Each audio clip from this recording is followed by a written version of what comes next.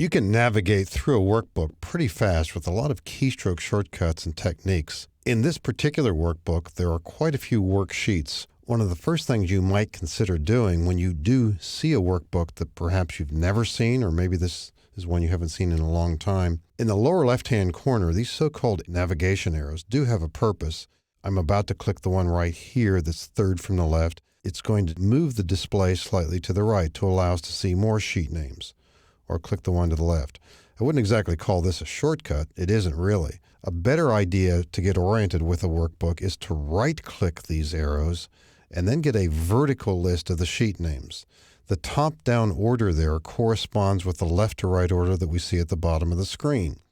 And many times you will be able to see more sheet names this way than you will across the bottom. Depends upon the sheet length. So not only can we see the names, but we can use them as a go-to sort of vehicle. I want to go to the mixed names sheet. There it is. Click it.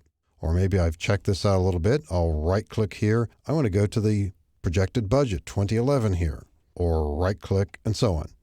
You can easily move around that way. Now you can also, in the display at the bottom of the screen, see more sheet names. Let me scroll so we can have some white space here. At some point, the sheet names end and the scroll bar begins. But do we really need a scroll bar that's that wide? If we put the mouse right at this juncture, we can click and drag and make the scroll bar substantially smaller. It is still functional. Now, depending upon the number of worksheets that we have here, you might not see them all, but you have a greater likelihood of seeing most of them in this kind of a display. Now, if I click the extreme left arrow over here, that's the very first sheet, and perhaps we're not seeing them all here, but we're seeing most of them, and that's pretty handy at times. On this right-clicking of the navigation arrows, do note that you might see more sheets. At most, we'll see 16 names here. So if you have more than 16, we won't see them all. We'll have to click more sheets, and then in this dialog box, go find the others. So it's not quite so efficient and smooth under those circumstances. When your hands are on the keyboard, if you want to switch worksheets, it's Control Page down to move one sheet to the right. Control Page up, and as you look at the sheet tabs at the bottom, you see what's happening here.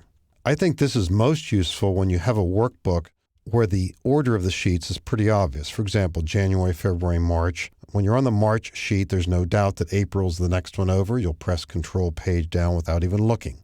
At other times, the mouse might be faster. And at some points, if you would like to go to the very last sheet, if you simply hold down Control and Page down together, within a second or two, you'll be viewing the last sheet. Or trying to go to the first sheet, hold down Control and Page up, and within a second or two, depending on the number of sheets, you'll be viewing the first sheet. And what if you need to add a new worksheet to this workbook? At any given point, you're looking at a certain sheet perhaps, you say, I want a new sheet, and think of it as inserting a column, or in a similar vein, I want a new sheet to the left of this, Shift F11. There we go. You might also notice if you are viewing the last sheet names here, there's an indicator after the very last sheet name. If you point to it, it'll say Insert Worksheet, Shift F11. Now, if you happen to click this, it'll put a new sheet after the last one. But you can use Shift F11 in other situations. Again, here, this will put a new sheet to the left of the current worksheet.